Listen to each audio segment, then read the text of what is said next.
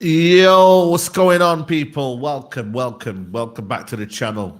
Big up to everyone who's locked in. Smash a like on the video if you're just tuning in right now. Subscribe to the channel if you're new. This is Agree to Disagree. We're going to be consistent, you know what I mean? We're here Friday evening, even though it's dark right now and the sun's gone down. And, well, to be fair, there was no sun anyway, to be honest with you. But big up to everyone who's locked in. We got Deluded Gunner in the house. What are you saying, bro? Damn, man. Appreciate you for having me, man. Come on, man. Come on. Big up to you. Sava's in the building. Sava, what are you saying? Thanks for having me, man. Love it. Loving the panel. Look at it. Everyone looks really happy. Let's do this. Absolutely. We got Welks in the building. Big up to you, man. Yeah, big up the man, them. Come on. International break. We don't really like it, but here we are. So let's see if we can agree to disagree here. I wonder what you're going to bring up now. Big up, man. We got Ches in the building. Ches, what are you saying? Ches 99. Why 99? Is it your birthday? Your birthday? Bro, simply because the year I was born. Like, don't hit on my name, man. Like, you know what I'm saying? Yeah. Fair, man. Yeah. Well, you can't disagree with Chelsea at third, so we'll keep it like that. Big up to everyone who's locked in, man. International break, man. You lot, what are you saying, guys, man? Obviously, you talked about Welks there, man.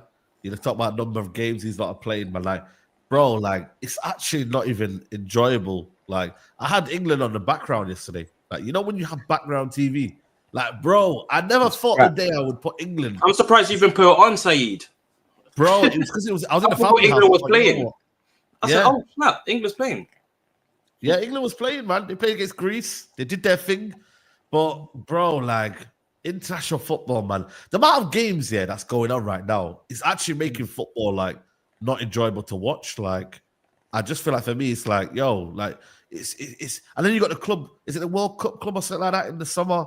And then you're back into the season. Like, I don't know, guys, man. I just think for me, it becomes too much, and then you don't see the quality of the game, and you see a lot of injuries right now in a minute. You know what I mean? Which is not great for anyone.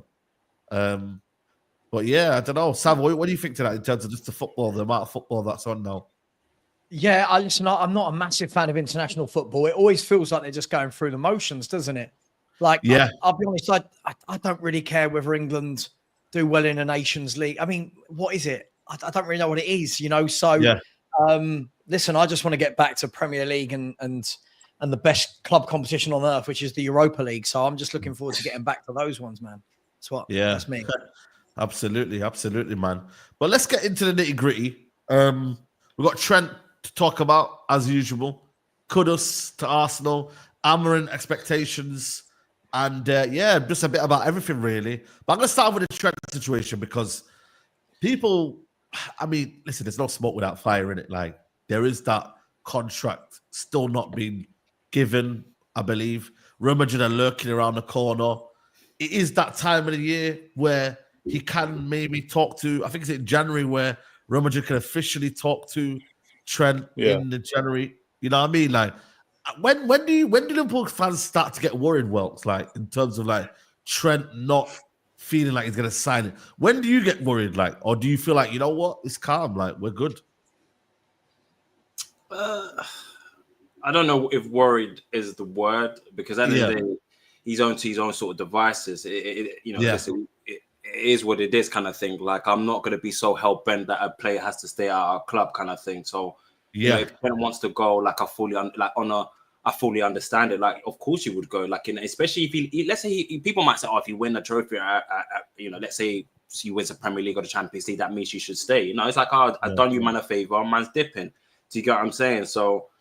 But I think it brings up the uncomfortable conversation with Liverpool. I think Liverpool right this season is on a high horse at the moment, rightly so. But it brings an uncomfortable conversation about FSG because at this point now, it's crazy to think that you have 3 of your star players at the last year of their sort of contract now positioned to sort of now potentially you're one of the best right backs in the league going to an opposition kind of thing. And I've always thought like you would like to keep your best players. I think that should be the main staple. Why would you let Trent go to Real Madrid or Barcelona? Why would you do that? But then at the same time, this is what happens with Liverpool fans. Like Liverpool do a good way of like papering the cracks at the same time, and we don't really like to have this sort of conversation because this season as well, this January like transfer will show me where FSG is going to be at. Because I was told that Arne Slot will get backed. When a new manager came in, they will get backed. And backed in the sense where you don't necessarily have to sign players, but sign those type of contracts. Tie down Virgil van Dijk, tie down Trent, and your Mo Salahs. Then you might think about investing in sort of players. So even when it goes to the January sort of transfer window, I'm looking at could you please now get these men on paper? Because if Trent's going to go, let him go, and just be clear of that. If Trent wants to go, just to say that Trent is this is it for Trent. You know what I'm saying? And if it means that we don't, but then again, this is FSG. Like, what's your ambition? Because to me, if we don't sign anyone, and that's including Trent or the Van Dijks or at least pen to paper, that means FSG just shows what they've done for the years. It's just profit on our club. And yes, and FSG might be like, FSG has always done the good thing. Like they seem that like, the good thing, like, you know, we keep everything by the books, but football's not played like that no more. That the logistics of football is not like that. So if Trent is asking for 400k, I'm sorry, we live in that climate where you can do that. And if you're gonna give Salah 300k and break the barrier, you're gonna do that for Trent. And you can't be surprised because if that was the case, you should have just let Salah go then. Well, 100%, I completely agree with you. And the reason why, he has that tone of voice and he's talking with him is because in these situations where you know your club needs to do an extra 5-10% more to win the league, they're not doing it. Yeah. This is different between even Chelsea and City and Arsenal and Liverpool as an example, with the blue and the red side, is that Arsenal and Liverpool over the years have continuously shown us that they're not willing to go the extra 5-10% to get over the line. And that's why they're losing out by 5-10%, 5 points, 1 point. Do you know what I'm saying? One player, 2 players, you could argue, in each season. And the Liverpool fans, yes, he's going good right now, but all it takes is one injury, and we'll start seeing the fans talking about signings, start seeing the fans kind of disappointed with the transfer window. And Trent can talk to players. He can talk to the club now. He can leave literally in January, sign that contract, and he's gone. That's what, a month and a bit away? Yeah. And all of a sudden now, the narrative of the season might change because Trent might leave. They might fall off a bit. You never know. So for me, I don't necessarily think the fall off. I think that's a different sort of conversation. I think Arne Slot has fall off in terms of like falling off completely. But I'm saying like you're going good right now. So not a lot of your fans will be talking about the negatives, right? That's natural in football. But if the results start to like peter out a bit, and start averaging out something different, then you'll start hearing a bit more noise about FSG and stuff. But right now it's quiet because obviously you're winning games. But the reality is Liverpool don't do enough. That's why they got one league in their pomp. I've been saying it. People think I'm hating, but it's facts. They haven't we done need enough. to sign players after we won the Champions League, and even when we needed centre backs, we got Kabak. So they've done weird fugazi stuff like FSG. Don't get me wrong, like, and whether or not that Klopp had a hand in that as well. But like the whole point is for me is annoying, which is you've got the new season, like we've got the new manager. The idea, the notion was always for me when Arne Slot came, I thought he might get. You see, Matt Weaver, that's at Brighton. He was at final, so I thought you might have got him, or maybe got Edison. Maybe you should have got just, you know what I mean? But the whole idea was tie down these sort of players. These are your big hitters. Do you get what I'm saying? And I do think we do have a good players that Arne Slot can work with, and he's been known for that. But this is what happens with FSG. I remember, I think the reason why they chose Arne Slot was because he was good with what he had. He had that his first club. I can't pronounce it, but I won't go there. And then I think he had it at final. Do you get what I'm saying? And I think later after that, then he got sort of backed. But then what do we have a yes man? That's what I'm sort of worried about. Do you know what I mean? Like, because I think if you had like a Hansi Flick at Liverpool, would he have said to FSG, yo, you need to sort this out? Because if you're trying to have me for the future, then I need these type of players. And yes, we can talk about Virgil being 30 or Salah being 32 or whatever. But as we can see, these men are still playing football. So the idea, that's done. That doesn't matter because the here and now means these men can still play football and the big cogs in our team. So it's time, please sign those players. And it will frustrate me to see, let's say, a Salah go to Barcelona. It will frustrate me but with Trent, it's different. I could understand why you might go. I could understand it because, you know, we as much as we appreciated Steven Gerrard for not leaving, but I do feel harsher as a person. I think Steven Gerrard must think to himself, right, I could have won more titles. Yeah. Do you know what I mean? And at the end of the day, it's your personal sort of idea of what you want from the game. What do you want to take out from the game? So at the same time, with Trent, I hear it. But see Virgil and Salah? Virgil has come and said, I want to stay at Liverpool. Salah's the same thing. Then let him say, because I don't mind Trent going for a couple of years and say, you know what? Let me come back. Because I can see that happening, you know, the turnaround. Yeah, you can see that happening, definitely. You can see that happening. Do you know what I mean? The star boy comes back, he's fully fledged. He won titles with Real Madrid. He becomes the captain of Liverpool. You can see it in the stars or whatever. But you see the Salahs, the Van Dijks, those are the people kept. So I know people want to talk about Trent, but that's fine if Trent goes. And don't get me wrong, I hate it. I hate the idea. It's like, you know, Delude Guna, it's like probably if Saka was in that sort of position, if he's going to go, do you know what I mean? So you wouldn't want that. Obviously, Sava, I know you're Tottenham fan, Harry Kane left. In some sort of, you could probably understand why. Maybe if the club was ambitious, Daniel Levy had a good support network around him. But hey, but with Trent, you can't let go of Trent. You can't. There's certain players like you just don't do that. Do you know what I mean? So for me, and Steven Gerrard stayed, and he didn't win anything after that, like anything major. So in my head, but at the same time, I can understand football's different now. What your aspirations and your ideal, because Trent might be in his circle thinking, "Raw, if you're not going to tie down a Virgil or Salah, what's the point of me staying?" Because that shows. Yeah, go for it. No. Yeah, I don't know. It's one of them like with Real Madrid, man. These guys are the masters of free transfers, man. In terms of lately as well, you know what I mean. They got Mbappe. Rudiger. There's Rudiger free as well. Rudiger was a free. Rudiger was a free. Rudiger was a free, bro. Yeah, they're probably gonna go and get Davies. If they get Davies and Trent, as well. Who's that? Mbappe. Yeah. If they get Davies and Trent on a free, boy, that's mad. Yeah, but Real Madrid are not the same. I think these Hollywood teams now, like I look at PSG, like I like what PSG's kind of do. They're moving away from that Hollywood status that they had, and it's just like Ancelotti is what's up in there. Yes, Xabi Alonso can do that, but I think football's moving a different sort of era where, as much as Trent is there, like bro, I can't lie. It's not about your Hollywood stars, man, no more, man. I don't think you should be Hollywood clubs. And as you can see, Real Madrid doesn't look the same. You know, I feel confident enough. Like Real Madrid's come to Anfield, we might play them soon because they haven't really looked that sharp. Like, of course, the status obviously is Real Madrid, of course, but I still do wonder, you know, I think could they start bringing up some players through their ranks, through their academy, or buy players from little gems and stuff like that. I think that's what football's kind of moving into. These Hollywood stars doesn't mean. Look at Cole Palmer. Look at the pedestal that Cole Palmer's in now. And I feel sorry for Cole Palmer, and I feel sorry for these if you're a star boy on your team, because everything now becomes about you. Look at Mbappe. That, you know, everyone thought, oh, when Mbappe's going to Real Madrid, look at him, he's going to be scoring goals. But look at Mbappe right now. It doesn't mean that Trent and Davies go, and then that's you done. They need a new keeper. Militao getting injured left, right, centre. David Alaba getting injured left, right, centre. Can you rely on Ceballos being in that midfield? Modric is still there. Bellingham as well. You need a good support system around Bellingham. Look at Bellingham. People now expect Bellingham to be the guy that galvanized the Real Madrid team. I'm sorry, the football doesn't work like that. Especially in this football now, you need those plays. You need those managers to come in. You feel me? Look at Ryan Gravenberch. Maybe, you know, Real Madrid go for an Edison at Atlanta.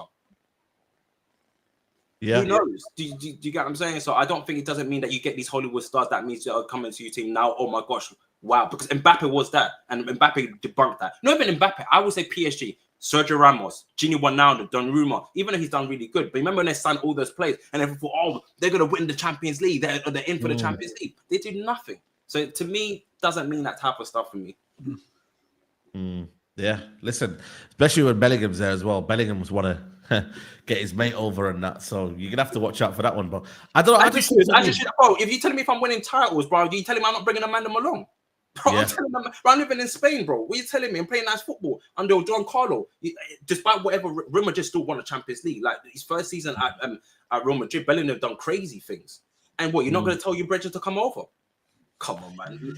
Do you think it's right though that you know, there was a debate about footballers maybe getting like a big wage? Sorry, the right backs getting a big wage. Like, do people care? Like, if Trent's on like 300 and bro, the market dictates that, man. Trent knows his worth, give or take. He's one of the best in his position in the world. Obviously, he's one of Liverpool's poster boys. You know, he's in a position of strength in that regard. Don't really matter what position you play. If you're in an opportunity to leverage your brand, you might as well. And obviously, these footballers are getting pennies to what the clubs are making. You're not paying someone, from a business point of view, you're not paying someone 300, 400 grand a week if indirectly your business isn't bringing in more, man. So there is a conversation to have about money in football, but the marketplace and the sport we love dictates it, man.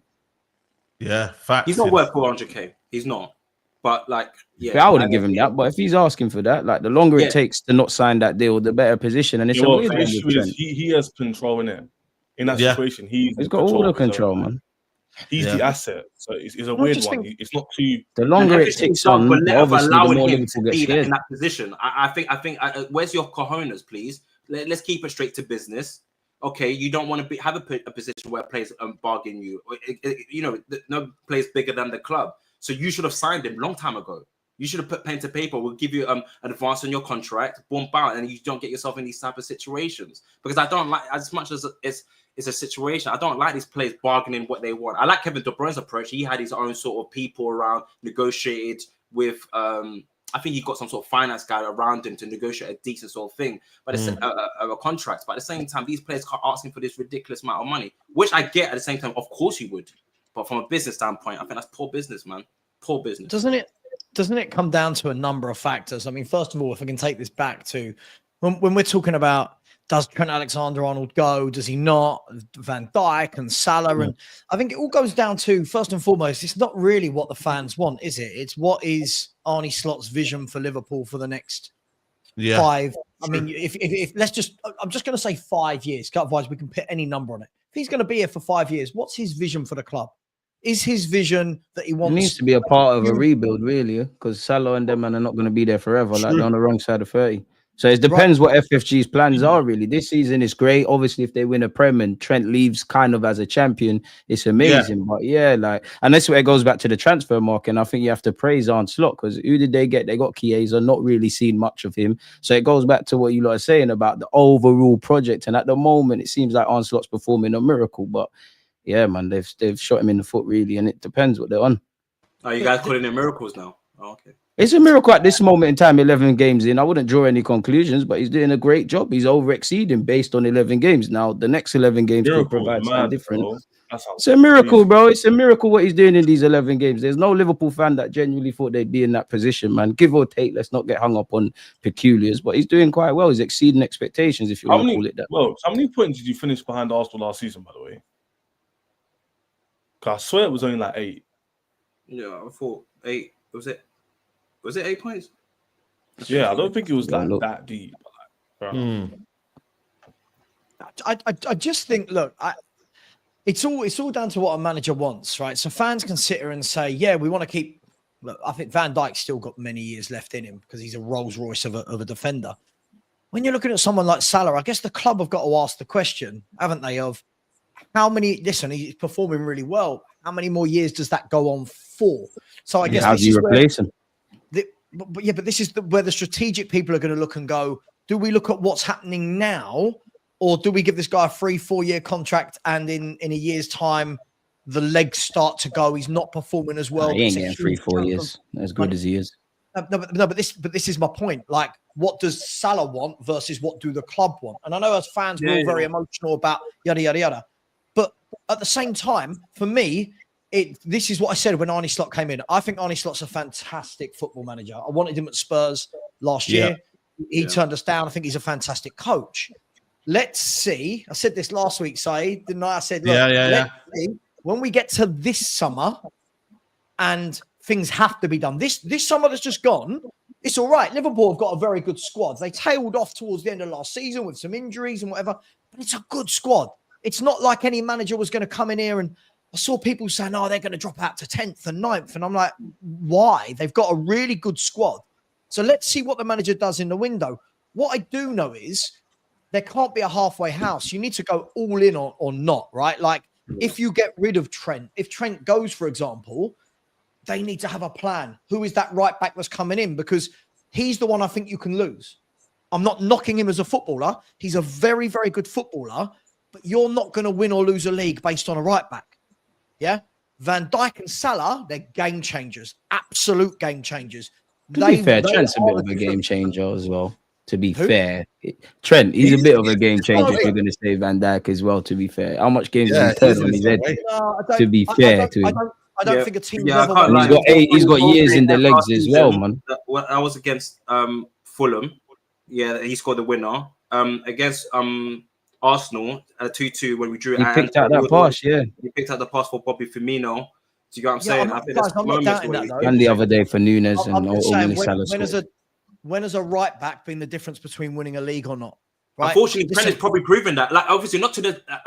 I think Trent is probably showing that. He's showcasing. You can have an argument where, wow, a right back in this modern day football has proven to show that, he can be a game changer, which is a big surprise. I'm not going to say it's concrete or not, but I would say Trent has been. There's been times where I'm like, thank God for Trent. During COVID as well, he scored a winner. You just said it yourself.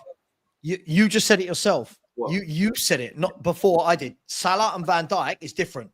If Trent's going to go, I would rather lose a right back than the world's best centre half. I think he is definitely got in that conversation for the best 2 centre halves in the world. And Salah, who is your main catalyst every year in terms of the sheer volume of goals and assists. I think he can go pure on his own ambitions, but I would say, I didn't disagree that I disagree on the point that he is a game changer. But he can go because he's an elite chance creator, man. His chance creator have shown that he's elite. It's Trent, man. You're telling me you can't put in another right back and Liverpool still couldn't win a league with the same players and a different right back to Trent? Yeah, but I just think on that's your different. point about Most difficult one to replace is Salah, man. The man scores an abnormal amount of goals and that wins games, man. Big up Van Dijk and Trent, though. Yeah, and it depends how you look at it, because as good as if we remove what Van Dijk and Salah obviously they are of that age where not even just this season, obviously it's the talking point because they got a year left, right? But they have to have been thinking. I don't know how forward thinking FFG are, but they had to have been thinking about one day this is going to come. Now, obviously they're in a unique position where 3 of the first names on the team sheet are gone. Are they braced to let Van Dijk go and Salah go and they're going to replace them? Trent, obviously there's an element of sentiment. There's obviously an age factor. I agree with my man in the sense of it's Real Madrid really, and you could obviously see Trent returning. But it's unique to be in this position of all 3 players, and that's where I agree with what Sav is saying. Like you're going to see more so of what FFG are saying post this season, regardless of how it pans out for Liverpool, because there is a bit of chopping and changing to a degree to do. Like one thing I've learned from Liverpool fans is whether they've won titles or not, they haven't necessarily been happy about the sheer depth of their squad. Now that's gone on for a while. That's something FFG appears that they need to fix as well. Yeah. I think as well though, when you look at Liverpool, what they did in the summer, and again, I don't know this. I don't know if anyone knows. It might have been the case where Slot and FSG have said to those three, "Look, give us one more year." I don't know. I'm just throwing hypotheticals. Give us one more year. Look, we can't lose you all now. We've got to get this new guy in. We need to build with him. We need to get him through the door. His team need to scout. And I don't know, right? Some of them we might know. They might know that they're signing new contracts. Some of them they might know who's already going. So if Trent is already going, for example, we're not going to know that as fans. The club might have a better idea that, look, I am going to go for respect for the club. I'm not going to say anything until that side of that's then down to what do Liverpool do in the summer? How do you go? Because what you can't now go and do is let Trent go on a free, and then the replacement is you can't then go and do what then like a Spurs would do, right? You can't then go and get a 19-year-old up and coming right back that everyone's talking about. You need to go and buy a ready-made, oven-cooked player to come into that first team that's going to help you try and win. Liverpool's done that. That's the scary bit, Savva. What you said touched on, because when we needed Trent like a replacement, we got Calvin Ramsey, we never heard of. Do you know what I mean? Like, he's a youngster that bought from Scotland. And I was like, well, that's a bit strange. Do you know what I mean? If you're going to buy a right back, please buy like I'm not saying that he's not a good player, but like buy a right back that can challenge. Like for like quality. Yeah, I like for like. Yeah. But you got what I'm saying? So that was a bit sort of it. Okay, Klopp needed a DM, but you went to go and get Endo. And I'm like, as much as Endo has done a great service for us, it's like, he was never the guy. The ambition of what Liverpool is. That doesn't seem to match up right there. You can give an Endo to a Bournemouth maybe, and that might be good business. But for what Liverpool's inspiring and what there should be, do you need an Endo on your team? Yeah. But what's going to be really interesting is when you get the other side of January, right, is Liverpool don't want to be in a position where all the talk between January and May, when you're in, like, you're going to still be in every competition, right? You don't want the talk between January and May to be about Salah, Van Dijk and Trent versus, hang on, we've made the quarterfinals. We're in the quarterfinals of this competition, the semis of that, because that's going to take away from, I almost feel that killed you last year with the Klopp decision coming out. There's no, Jabi Alonso didn't even learn. He just came out. Apparently, Jabi Alonso came out saying that he's leaving Bayer Leverkusen. Oh my gosh, bro! Well, do you know what I mean? So good luck at Real Madrid, man. Yeah, good luck at Real Madrid. But listen, it's going to be interesting to see what develops in that one, man. So keep an eye on Trent, people, to Real Madrid, or if not, if he stays. Adrian Massa, CFC need height in attack. Get Ferguson in January, guys. Get big up to everyone who's locked in right now. Make sure you lot are hitting the like button. Let's get these likes up, people, if you can. That'll be amazing. Let's talk on Kudus, man. Kudus is the topic of the town. You know what I mean? I think he's gonna leave in the summer. It's just where to, man. Arsenal are linked with him. I think United could do with Kudus. Liverpool could definitely do with Kudus if Salah leaves. You know what I mean? Tottenham could do with a Kudus in their team. Chelsea, I think they're cool. They're all right in that position. They got a lot of wingers. Yeah, you're good, but yeah, man. What you might saying? I mean, start with you doing good on that in terms of Kudus. Like, is he the game changer for you? Lot that you are missing right now, like a game changer.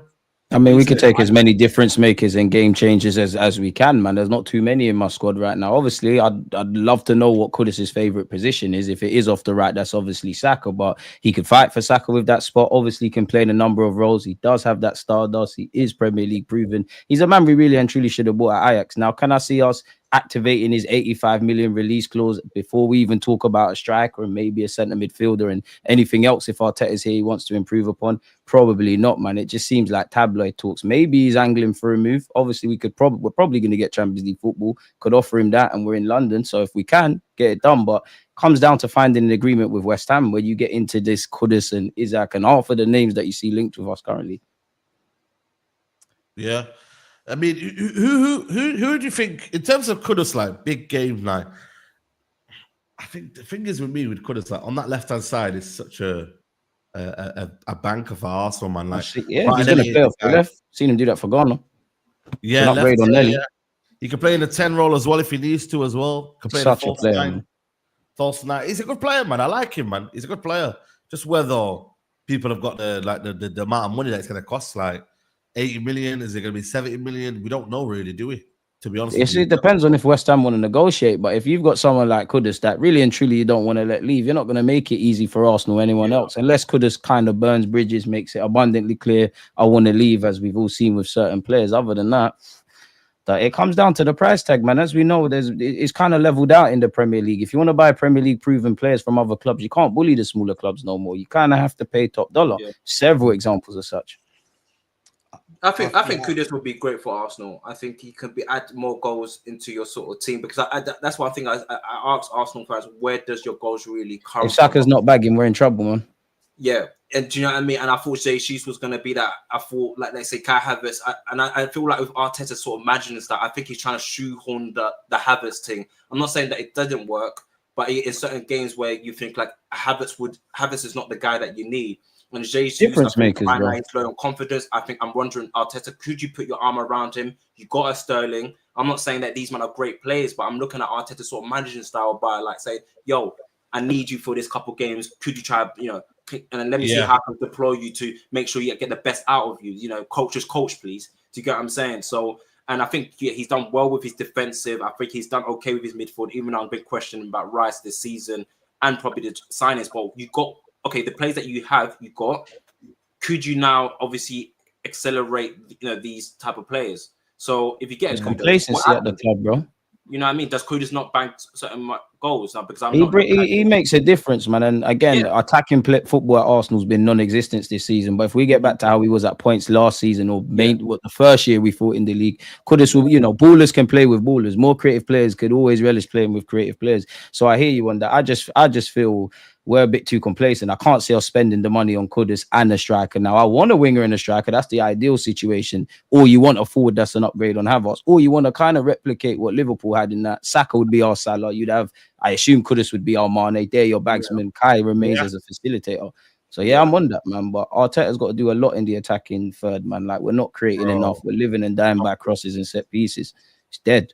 Yeah, I'm questioning Arteta at the moment, man. This season, man, I genuinely think I think I'm at a point with Arteta. I thought, like, am I looking at this team? I'm thinking, is this all you can do? Maybe it's your time. Like, you got them to a certain position. That's great. Could you add another manager to come in? But I know, and I do come from the idea of like, I don't like this chop and change thing. It shouldn't be like that. I think Arteta should have the luxury of having some time to gel with his squad, but football's not like that nowadays. I'm not even saying Arteta out, but he's had 5 years, and it's a bit of a double-edged sword because, obviously the chopping and changing thing, it brings different results. Keeping a manager brings different results. What I would say with Arteta is one love for the rebuild, one love for all of the things you did, taking us back to back 8th. You've got us to this point now. It's just about going from nearly men to getting over the line.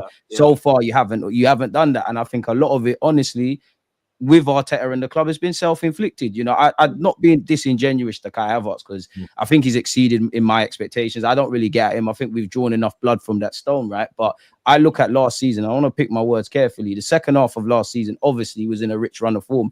I think that installed complacency with bringing in a forward for Arsenal because they probably sat there and said, well, Havertz with a full season, new form, maybe he gets double figures, which again, these are questions specifically if you're trying to win a league title, you have to be able to answer. When Liverpool won the league, you had Mane, you had Salah, getting mad goals. Chelsea had guys getting goals. United, we've been there. Arsenal, we had guys when we won the league many years ago with goals. Now there's too many unanswered questions. If Saka has a bad game or doesn't score, we're in issues. And there's a lot of Arsenal fans who sat there and said, we score a lot from set pieces. We've got different goal scorers. I hear all of that. All of that's valid. But when you start to scratch beneath the surface, obviously set pieces, naturally last season was doing our thing. If you're playing against Arsenal now, you're going to be a bit more switched on from set pieces. You haven't got Trossard bagging goals. You don't know in August if Havertz, Trossard and all these guys are going to bag.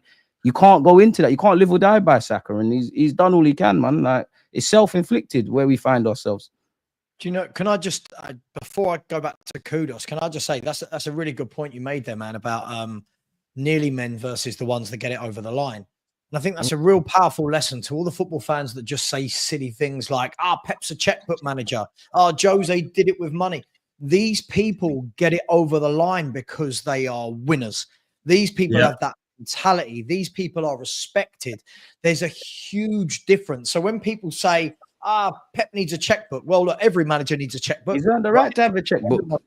But taking those top players and taking them from being a top player to a winner, That's a mindset change that those top managers work Bro, with. Sava, you're right, because Arteta is trying to reinvent the wheel a bit too much now. Now, when we was trying to get to a certain level, great, you was innovative. Now, I think it's a case of just doing the basics, getting the basics right. Now, I'm not going to knock Mikel Arteta for his defensive approach. I think that's obviously correlated with us getting more points. This season, you've gone too much that direction. You're thinking too much about the opposition, where no matter how you shape it, goals win games. You need to score to win games, obviously. And I don't think we have enough in that regards. And whatever I have to say about Saka, Martinelli, Trossard, Jesus, all of these guys, you can think they're not good. You can think they're good. That's you lot's directive, innit? But with that group of players, should creating chances, putting goalies under pressure, should that be an Arsenal issue? That should be the least of our issues. And I think a lot of it comes with how Mikel Arteta has assembled that midfield. I'm not against Mikel Moreno signing. I think he's a floor raiser, not necessarily a level one. And I hear what Arteta is saying about winning draws and all of this. But you've got 6 foot plus men and you're making them players 8s and 6s and multifunctional, and they're disjointed. Like Declan Rice, you've taken one of the best number 6s or give or take in the world, and you're making him at 8, which I don't knock. But again, what's going on in the midfield? Arteta, you was a midfielder. That should be the one place in the side that shouldn't be an issue, man. We're going through the same. We keep saying the same things as Arsenal fans, or I do anyways, every year, and it's like you keep doing something the same. How's it going to change? This is why we're in this situation. You should have gone Eze, man. I think there's things they could have done, bro. And Eze, like as sort of creative sort of midfield, not to. I don't think he fancies Eze, man. Honestly, I don't think Arteta fancies Eze. I think on paper he's the perfect player for our system. Versatile, as you said, he's a dribbler. He's capable of stardust. I just don't think he fancies him in the 8. I don't think he fancies him off the left, really. Like, this is the jarring thing. And this is where I tell Arsenal fans, yeah, we need a striker. But what you're seeing at this moment in time, yeah, Kai Havertz is up there. If we had Gyökeres or Isaac or any of these guys, do you see enough chances created to just assume you change up the striker and we're scoring goals? You don't.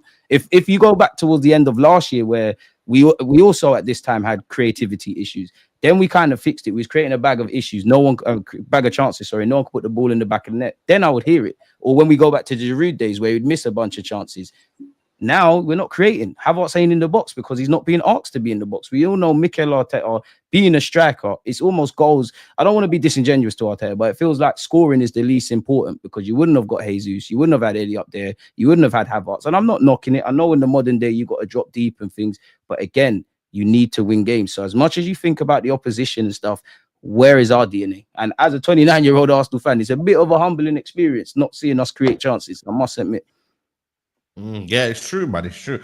I just think for me, ultimately, like, you know, when I look at the way you lot are playing, it's crazy how Arteta now has just gone to the point now where I'm not saying he's desperate, but I feel like he's now changing things to the point now where it's like you still got to have that identity that made you what you were in terms of just some fucking sorry for swearing, just some fucking freedom in the final third, man. Like, again, I'm not even knocking it. I just keep saying there's a balance. I like the fact that you think about the opposition, that you press, that, you know, you're a bit of a madman, but I just want to see some healthy bit of randomness in the final third. Like, as Pep used to say, he's like, my job is to get you to the final third, then you're kind of on your own. And that's where I think we need to be. I like the fact that if we can't go down the left, we'll go down the right, we'll move it side to side. But there needs to be a bit more intention and invention, Saeed, man. Honestly, because we're playing into opposition's hands. Yeah, absolutely, man. Absolutely. Sava, I mean, this is it's peak time, man. If they don't win it this year and Slot wins it, I mean, boy, man, like there'll be conversation next year, isn't there? I can't say that. I'll be honest, I can't see. Listen, I've said this for the last few years, and all the Arsenal fans have a pop at me. I can't see them winning it. I think Arteta's done a good job. I don't think anyone can say he hasn't. I think what he's done. But to get teams over the line is different. And I think the last 2 years, you can't have 2 near misses. Especially last season, 2 points. Yeah, but you can't. Where all of it's self-inflicted as well. Yeah, but you can't think there's going to be a third, right? Like, to keep thinking that you're just going to keep being there, you've got to grow. You've got to compete. And when you look at City, what they've done. Look at the summer. Look at City's options. Right, and again, we can be revisionists and look at their last 4 games, or we can look at the last 8 years. Right, you look at City's options. They get to Champions League games midweek, and they're going, right, yeah, Grealish, go on, Grealish, you and Doku play at the weekend. Go on, Foden and Silva, you play. Arsenal can't do that, and that's the difference. Arsenal can't do that. They've run Saka into the ground. Odegaard's been running to the ground. Martinelli, you know, all of these players where they're good footballers, but does it stack up to Man City's power? You're at that point where when you have the trajectory, as Sav is saying, you get to a point where you either go up several levels or you regress. And again, you look at that summer, I hear it. You tried to get Nico Williams, you tried, I hear it. But if you lot tried to do your jobs in your 9 to 5s and you don't necessarily do well, what happens? You get your P45, innit?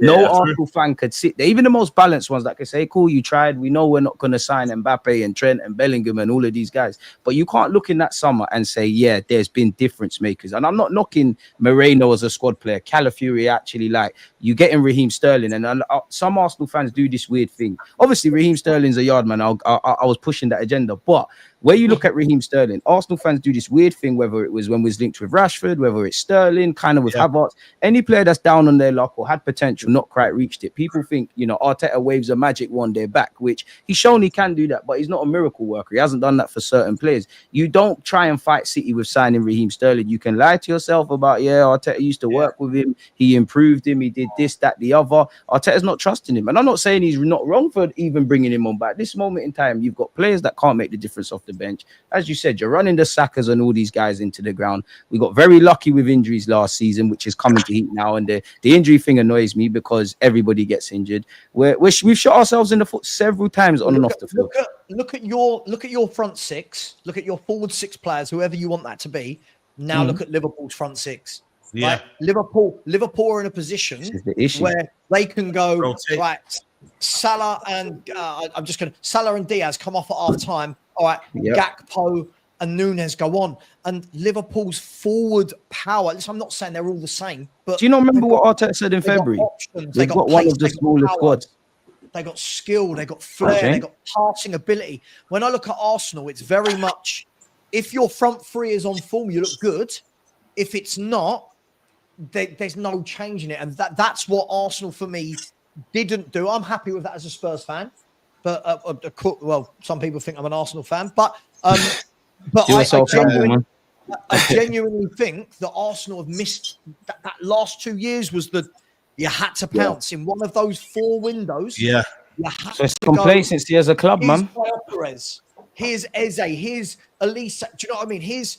That's the thing. We get a couple years of Champions League, and it's just all right. Let's chill off now. Arteta's kind of left to his own devices, and I think the owners would like to win. I don't think they want to win. I think as long as we don't, have a fall off in the Premier League where we get to semis and quarters of the champs, and it's a respectable exit. I think that's cool for them. I honestly think it's cool for them. I think it's cool for a lot of fans because a lot of fans sit there and say, when you question Arteta, and I'm not even saying Arteta in out, but naturally you have to ask questions of your manager, right? If you ask a simple question about is Arteta the man, they'll say, oh, but look, we finished back-to-back 8th. Looks where he took us. That's great. But in the same way, he binned off, and I'm not even criticizing it. Ramsdale got us to a point. Tierney got us to a point. Smith Rowe got us to a point, and he binned them. You have to ask questions. You can't keep looking back in the past. Neither can you just keep riding with the manager for the sake of it. I'm not at the Arteta out and pitchforks and that, but there has to be some questions. Because again, it's just about getting over the line now. Rebuild, structure, all that jazz is great. Over the line. And are we going to do it? Mathematically, it's possible. You have hope with what you're seeing with your eyes. Well, it's the same as the last few years. And I would say to add to that as well. Hey, see Ruben Amorim, the Marescas, the Arnie Slot that's coming in now. It's getting tough. And for some reason, in a weird way, for the last couple of years, I feel like, you know what? There's some good managers coming in. I rate Ruben Amorim, I rate Maresca, and I rate Arnie Slot. And I can't remember what's the guy's Bournemouth manager? Ariola. Yeah. What's my favorite? My favorite at the moment I'm watching is Brighton. Herzog coming in as well. So, and I think with Arteta is either you keep up with the races and actually prove something, because there's no denying. Evolve or die. Yeah, because now you have to and not say forget the Premier League, even the Champions League. Like, because I feel like Champions League, anyone could sort of win it. You don't have to be the greatest. I hope you're right. I know what you mean, but like I do think that at least to push, to have that drive to go, let's go ahead and go for this kind of thing. And let's say, but that's what some Arsenal fans got, bro. But it's naivety. It's difficult. If Chelsea invested in their team, and Man United have a decent sort of squad, and they have a manager that you can say, right, he can work with this certain type of players. Oh la la! Now you got the Man United that's becoming good as well. Hey, be careful. And then if Tottenham as well, if Tottenham come with, I'm not sure what you think about Tottenham. Okay, it's Seth was saying no. Okay, I'll leave that to Tottenham out. Yeah. The rest, yeah, but yeah. I don't know about that. Ruben Amorim is here. Hey, Maresca's here. You're right. This is the premise. It's competitive. It's adapt or survive. And that's what's jarred me about Arsenal, to aid your point, bro, in that a bit like if you lot win the league and you don't know where Liverpool's going to be, good or bad, 3-4 years, at least you can say there was an opportunity, we took it, we ran with it. That's what I wanted with Arsenal. You had 2 chances. Whatever happens, in it. But you've got something. Yeah. I'm leaving here with something. That's what exactly like you've got something. Whatever happens, but you're taking advantage of something. And for me, we shot us up. The toughest thing for me to take is take nothing away from City. I genuinely believe before I point any fingers at City or praise Pep, not to knock them, I look at my club. We lost the last 2 league titles because of us. Fair enough, the first year, didn't expect it. Saliba fell off, great. We missed out by 2 points. There were several times. I know people will talk about all this defensive jazz, but there's 2 games against Fulham. There's a 2 against Aston Villa. There's several times, and it's like we know how important fine margins are. So when you have a summer that you had now, I'm not surprised we're here. Like the only saving grace is mathematically you might do a thing, but that's it. There's nothing to look at and think, yeah, you're going to win the title. It's already at your hands. Do you guys think as well that there can be a certain case of being at a club too long? And what I mean by that is 100%. When you're winning. Like when you are Pep, when you're Alex Ferguson, when you're these managers that win, just constantly win, it's fine, right? That voice is fine because everyone in your squad is now a winner. They're winning machines. They get you over the line.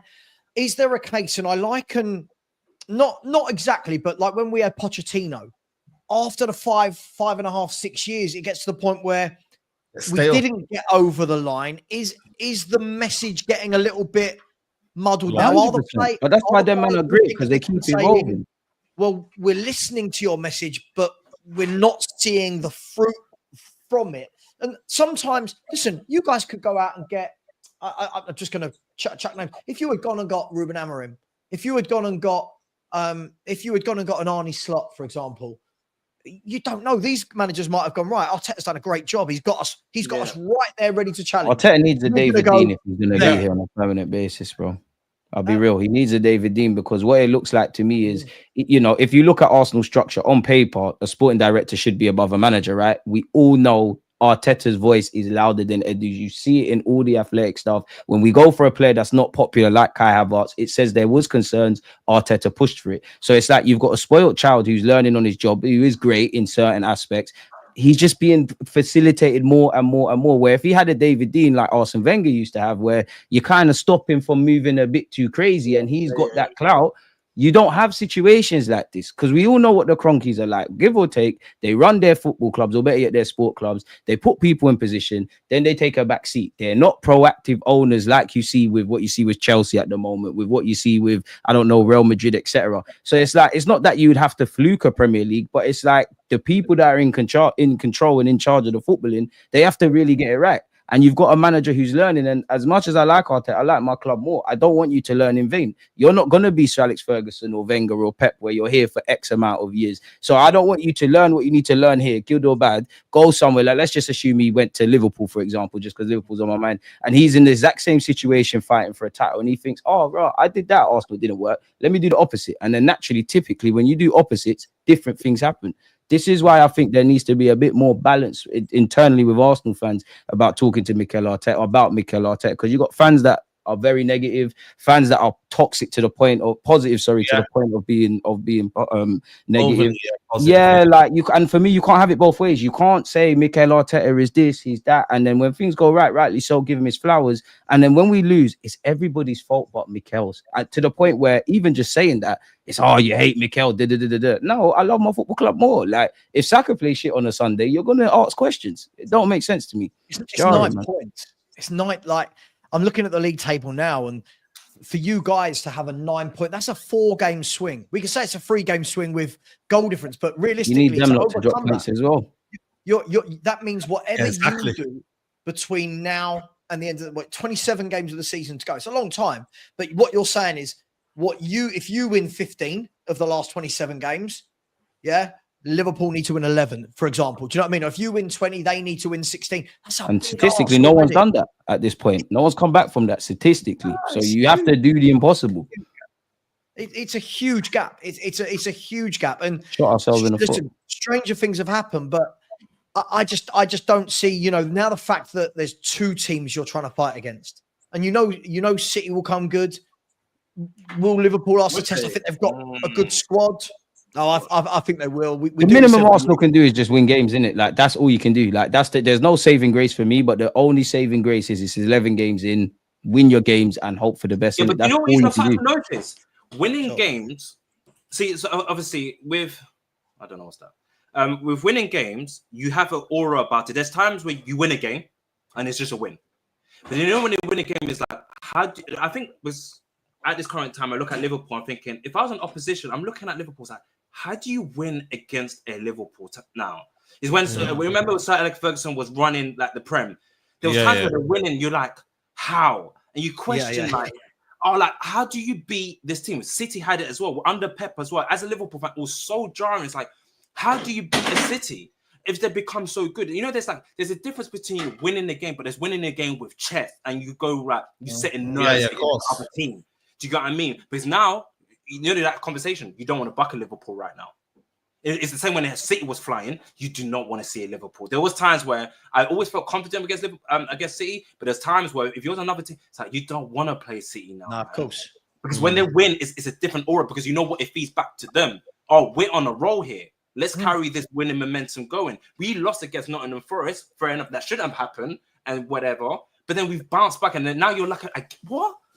Like, what's going on here? Yeah, it's like Chelsea under Jose. You didn't want to play them. It didn't matter whether you liked their style or not. No one wanted to play Chelsea because they had, again, it's men. There's inevitability about them. Yeah. So can Arsenal win games? Yes, Arsenal can win games. But can you win games to be confident enough to be like, sorry. But yeah, could Arsenal win games in a manner that, let's put Arsenal back on the map of them being title contenders here because they're looking dominant here. They're going to have to.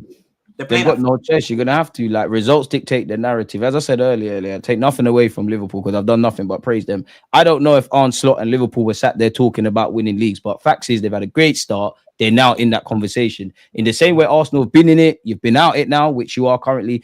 All you can do is win games. At this moment, I don't care how you win them, just win them. Winning breeds confidence.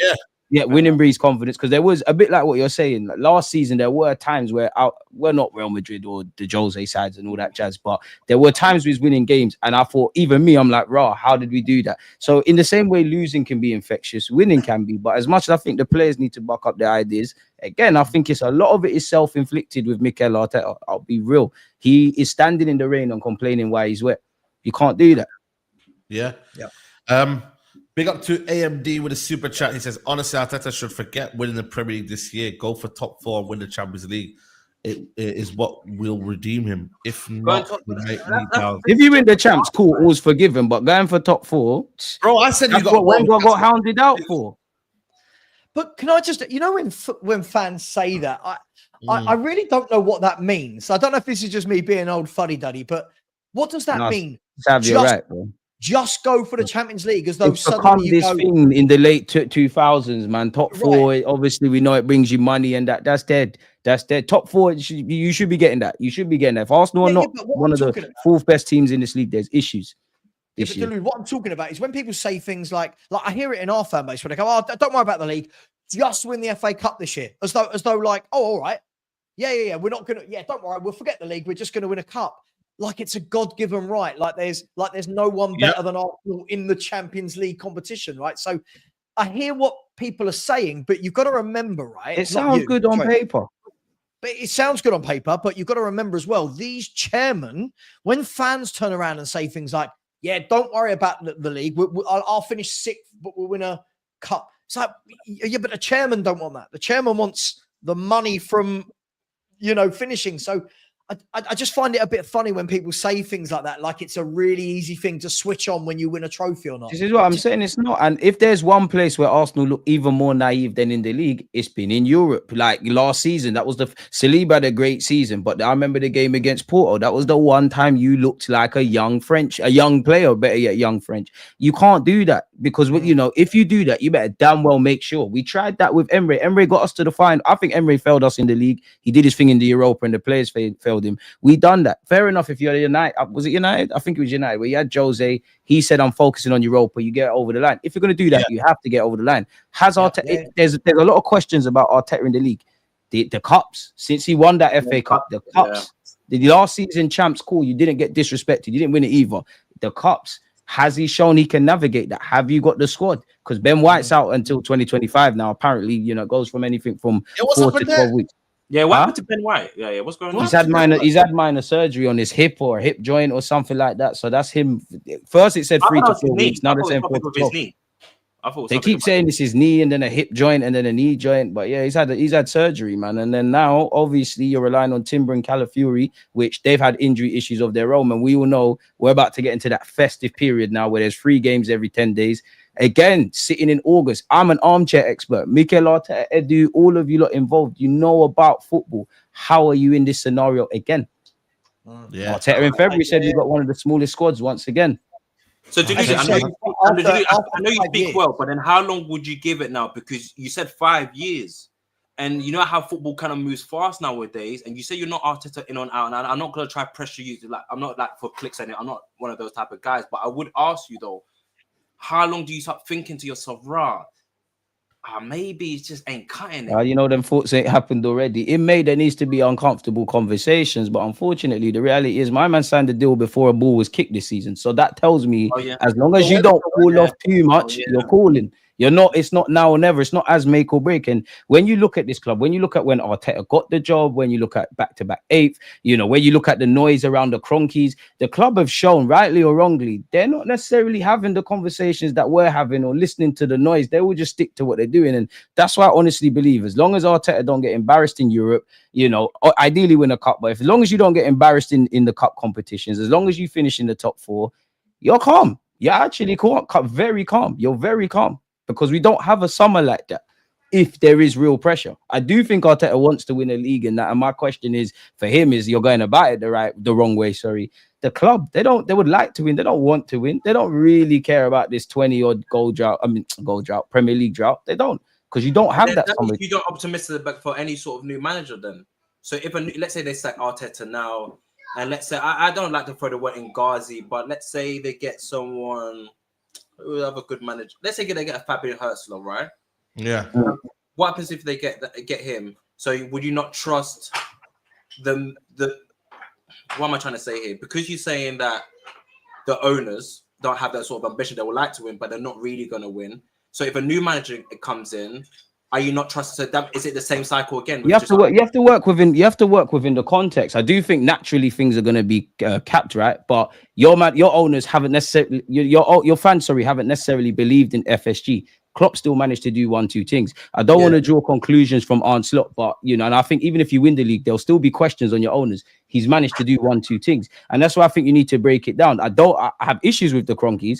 But do I think the Cronkies are the reason we haven't won a league in the last 2 years? No, I think that's with Mikel Arteta. You have to work within the context. You spent peas, bro. You missed out by 2 points. So you must have something about you. So it would I would apply that to the next manager, really. It's like, can you work within the context? I do think, and for more with Arteta, the context is and the variables that you can control. Have you controlled all of them? You ain't. That's why we ain't won the league. If you guys sack Arteta, for me, forget I'm Spurs. As a football fan, I would say that you've got to go up, right? You've got to go up, right? Listen, so like Hurtzler at Brighton is a fantastic young manager. Yeah. You don't sack a manager to bring in a 31-year-old and say, right, go and win the league. Like, he's not got that experience yet. Yeah. What a club, forget it's Arsenal, what any club would need to do is go, right, are we serious about winning the league and backing a manager? Yes. Right. Who's done it? Is it I'm just going to chuck names of winners, right? Is it a Simeone that we know has done it? Is it an Ancelotti? Is it a Pep? Is it a Klopp? It can't be. I hear it. It can't be another young manager if you want to win. I won't lie. I do like the young manager approach, and I wouldn't be necessarily against it. But I'm with you in that if it's just about getting over the line, then I'm with you. You need to find a man that's going to get us over the line, essentially. Right?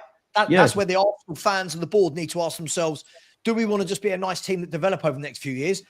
Fine, go and steal Hurtzler from Brighton.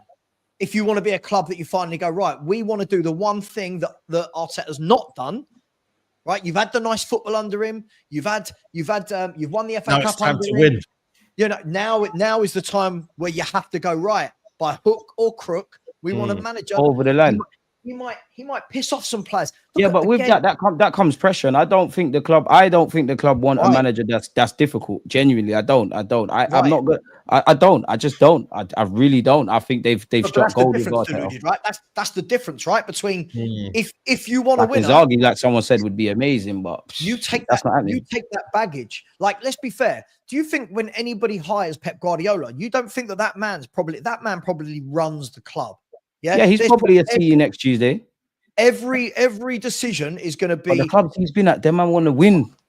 Yeah, but every decision as well is going to be harsh. You know, as a chairman, you bring Pep Guardiola into the room. Pep Guardiola is not going to go, all right, I'll sign that player I don't really want to, or okay. Look how he did Joe Hart, rightly or wrongly, to age your point. From the moment he walked in, he said, "Yeah, right, Joe Hart, club legend, it don't matter." Yeah. He makes the big decisions, guys. He'll turn around and go, right, that player there had a bad year this year. Arteta started like that, and he's ducked them big decisions, in my opinion. Now, I'll be real. Like he's come out and done that. We saw the Aubameyang stuff. It wasn't necessarily popular with Ramsdale and Tierney. He's kind of ducked that now, if I'm on it. Smith Rowe as well. He's kind of ducked that now. He's ducked it. Yeah. Anyway, let's see what happens, man. Let's see what happens, guys. We're gonna move on to Ruben Amorim. Make sure you don't hit the like button, man. 300 likes on this video. Let's get these likes up, people, man. It's free. Yeah, sorry, just quickly, Rom's point side. Sorry, just shut up, Rom, man. He's trolling in the chat. Absolutely. They don't pick clubs, don't interview Pep. Pep says, yeah, I'll join or I won't. Like it's not a is he going to be the right man? If he comes on the market tomorrow, every club in the world thinking of sacking their manager is going to go, yeah. That's the difference. Yeah. But sorry. But yeah, no, big up to everyone, man. Keep liking the video, people, man. Just while we got you now, Deluded, what are you saying about Ruben Amorim, man, in terms of the future going forward? You know what I mean? He's coming now. He's got his interview in an hour and a half. What are you saying expectation-wise for Ruben Amorim? Do you know what? I'm not gonna lie, Ruben Amorim. I hope he's more like AVB than Jose. I like what I see from him, and I hope it doesn't correlate from Sporting to United. But I think he's got aura. What you read about him tactically, what he's done at Sporting, there's nothing but good things. There's nothing I can say but praise him. I do think this is the man for United. Whether the structure above him is gonna aid him in that, I don't know. In relation to this season, it's just about salvaging, isn't it? It's just about weeding out the players you want and don't want. Obviously, finishing as high as you can. I wouldn't quite say a free hit, but a free hit. If you can bring a trophy, then great. Just about salvaging the season already, man. It's just, and I would say giving Manchester United fans hope, because that's all we live as fans. Just hope. When you're working from Monday to Friday, you know you're going to follow United on the weekend, and there's something to believe in. Like, we've got 4 different fan bases here. You just want something to believe in. So just salvaging, implementing what he wants to implement, weeding out players, probably thinking about what he wants to do in January or the summer and seasons beyond. Just installing the basic foundations and ingredients, I would say, man, really this year in what's left of the season. Yeah. I think it's interesting that hopefully for the first time that Ruben Amorim and Liverpool and Man United might be 2 clubs that are good, because usually it will be like Liverpool good, Man United's crap, and then or Man United was good and then Liverpool's crap. I think this season, hopefully moving forward, you will see an Arne Slot versus. Well, I'm looking at it from the Liverpool Man United sort of point of view, where they're just going to be in a situation where they're going to be 2 good managers going against each other. Yeah, Ruben Amorim is the perfect choice. He really is. And Saeed, I think for you now, you get to enjoy this kind of season where you get to see a manager see. I think it's exciting. When Arne Slot came in, I had that for preseason. I saw who he likes. Look at Tsimikas. I think Tsimikas under Arne Slot has been absolutely exceptional. And you know what he has, and even Gravenberch as well. It wasn't really looking like he was a guy, you know what I mean, on the clock. Yeah. All of a sudden, interesting to see the players, like when he apparently talks of Rashford being a number 9, bro. Listen, I still believe Rashford is a good player. Do you know what I mean? I have always argued that Rashford should have left Man United, but under this sort of regime, he could probably thrive. Or let's say even a Maguire. Not saying that Maguire should be the starter for Man United under Amorim, but you never just know that he might just let go of those shackles and. Maguire could be one of your best centre-backs again. And you're looking like, Martinez, you might be holding bench. Anthony, that was the scapegoat at the moment, and people calling for his head. Amorim might be like, you're my guy. Do you know what I mean? Or position change, especially in this football that, football's becoming more adaptable. Players you have to play in probably different. They say, imagine Anthony being your left back. And I'm not, that doesn't sound crazy as it may seem, but I trust Ruben Amorim, this sort of football that football managers are going for, is developing, adapting this new style of football that we're playing nowadays. I think it's great to see. And I think right now, I said to you, after Eric Ten Hag got sacked, I'm not bantering Man United no more. I'm not having that sort of dialogue. And even for next season, he does not really so well. I think now is your Man United fans setting expectations. Where do you place Man United now? It's not now. Don't get too excited and start thinking you're going to win the league. Remember, calma. Just relax. The thing is, he needs. Listen, I think what Man United fans are going to do. Sorry, just from my experience of Man United fans is, well, instead of saying where's he going to finish this season, what's his expectations, you got to remember, right? Look, by the time the guy starts, we're the end of November, right? We're the end of November. This guy's going to come in. He wants to implement that 3-4-3 wing backs, whatever you want to call it, right? He's going to implement that. That's going to take time. So I hope the United fans don't give him like 5 games and go, oh, this style doesn't work. He's got to work out which players can play his style, which players don't. When he does, though, I've been watching his team over the last 3-4 years. I think his team play they're really solid as a unit. They play really good football. They're defensively really well drilled, and the work rate is there. And I don't think he's coming into the worst squad, but he will this year. He will find out between November and May who can play Ruben Amorim football. Once he knows in the summer, now you're going to see these 6 or 7 can't. These ones can. I'll start bringing a few of my own. I think he's a brilliant appointment. I really, really do. I'll be honest, we're playing you in the League Cup quarterfinals, Said, right? Yeah. I wanted to play you with Ten Hag. I wanted to play Ten Hag's Man United. Chelsea what he does as well. Right? Chelsea what he did. I was happy when the draw was made. It was like, yeah, we'll take on Man United. Now I'm like, all right, Ruben Amorim, new manager bounce. I'm like, I'm not so sure. But you've got a great tactician.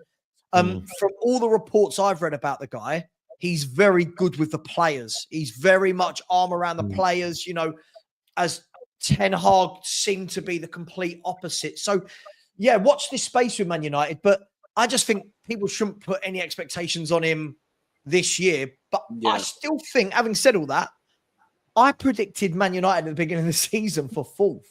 And the thing is, depending on how he comes in and hits the ground running. No, you're right. You're absolutely right. You never know. Man United could end up being in a Champions League spot next season.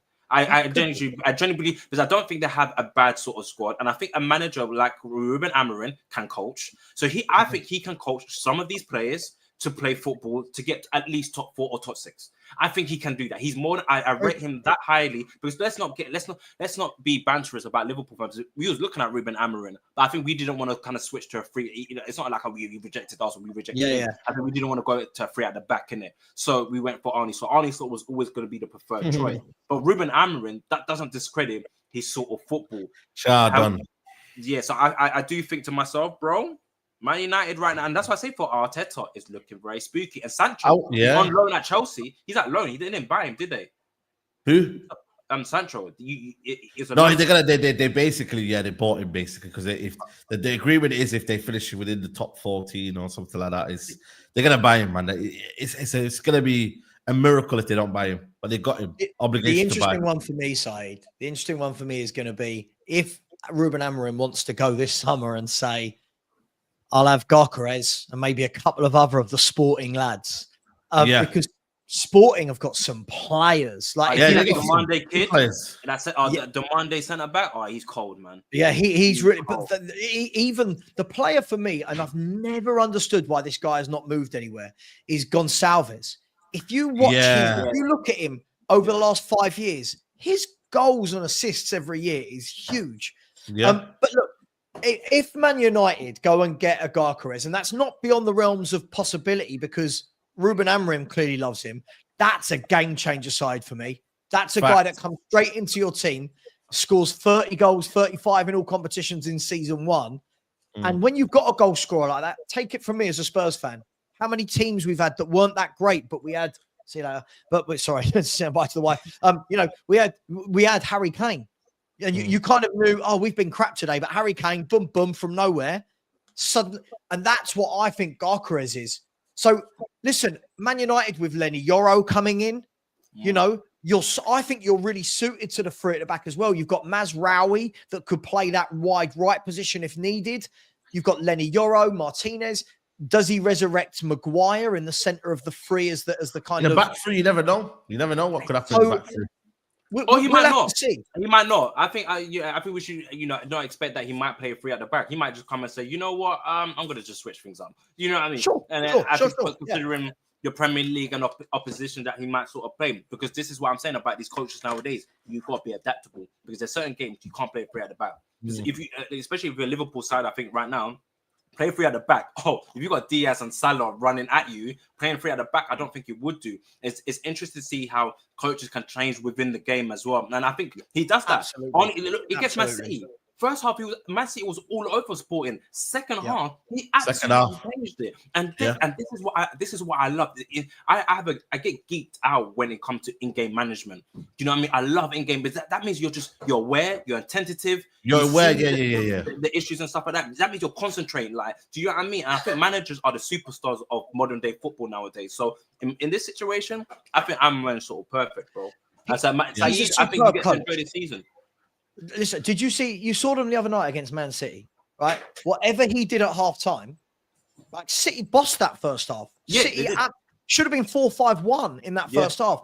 Second half, whatever changes he made, Sporting looked fantastic. And do you know what? It was with teams like that, we normally associate them being attacking and very good to watch on the eye, which they are. But the back three and how the midfield sat in front of them as well looked so well oiled, so well organized. And that's my criticism of our manager, right? Is that the in-game management, like you said there. For me, in-game management, all right, we can go 1-0 down, but notice where the opposition's hurting you, and don't be afraid to go, right, you come here, go and sit in there for 10 minutes. And that's what Ruben Amorim does. So look, I think people need to listen, I'll give him maximum credit. If I watch Man United next week and he's immediately gone to his 3-4-3, fair play to him, because that's right. We'll find out. Yeah, Ipswich will be the indication. But I think you've got a really good manager there. He seems like a really good bloke, if you know what I mean. So yeah, listen, I think it's definitely a lot more exciting. And I know Said was Ten Hag's biggest fan for a long time. So we'll see.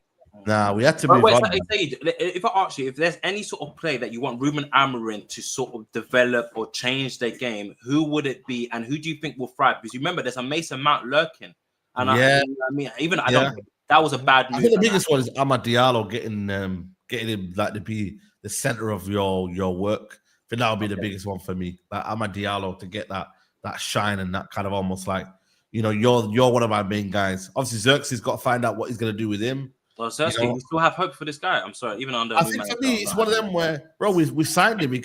I think we always give, just in general, like we always, we give up on players too easy, and it's not good enough, man. And obviously, you got Mainu as well. He wasn't really great towards the end of Ten Hag's, reign. He started to struggle a little bit. So finding a better solution for him is good. So there's a lot of players, man, that will thrive in the system, man. So I'm can't really judge Xerxes either. I mean, like it's really difficult. This guy, these young players like Højlund, Xerxes, Yoro, they come into this Man United setup. I know Yoro hasn't played, but they come into this Man United setup where it's clearly not well. Everything is not great. The vibe around Old Trafford isn't great. Now you've got a new manager coming in. He might pull Xerxes to the side and say, listen, look how much ability you've got. If you follow me, if you stick with me, I'm going to make you realize that potential, and these fans are going to fall in love with you. Yeah. We don't know. He might come in and go, he ain't for me. But we don't know. And that's the beauty of a new manager coming in with brand new ideas. So I'm actually intrigued to see what Man United do. And you're still in Europa. You're still in the Europa League, right? You're still in the League Cup. You're still in obviously the FA Cup hasn't kicked off yet. So listen, I think there's definitely a reason for Man United fans to be optimistic. Yeah. We have to wait and see. Like I said, his interview's out at 7, so we'll have to see what he says. But 7. good. Okay. All in all, good stuff, man. But listen, people, we're gonna wrap it up here, man. Hit the wait, like I'll quickly say, sorry. If I could say, I think Premier League is going for a rebrand. I think after the David Coote thing, I think that, you know, the whole notion of the Super League thing, I'm just predicting. I like just making up theories. I think Premier League will go for a rebrand. And I think Gary Lineker sort of changing, like leaving MOT. I think like football is definitely changing at its current stage, at its current time. So yeah, I think Premier League will have a rebrand. I think it'll be a bit different. Saeed, I think you should probably apply for that MOTD job, maybe, and don't take your biases out, kind of thing. But I think the game is sort of changing. I think the game is sort of changing. I'm not going to talk about it. I don't really talk about it, but I think the referee and everything. I think I think there's a trajectory that football might be going great again, because I'm liking the new managers that are coming in as well, and I think maybe definitely like there might be improve. Okay, how can we improve this sort of league? So maybe the Super League might be a thing that happens, in the next couple sort of years and stuff like that. But I don't really think that the Premier League is going for a revamp, because what's happening to them right now is scandalous. Do you know what I'm saying? I don't think you need that on your head top. Yeah, there you go, man. Guys, make sure you follow Sava Football Heritage TV. Big up to you, Sava, for coming on. Yeah. No, thank you, mate. Always love a good football chat. And thank you for having me. Enjoyed it. Yeah, big up to Welts as well, man. Big up to you for coming on. No worries, my bro. Take it easy. Yeah, big up to Deluded Gunner, Chez as well, who came on as well. Big up to you lot as well. I'll be live later on around 10 p.m. So look out for that one. And yeah, we'll see you soon.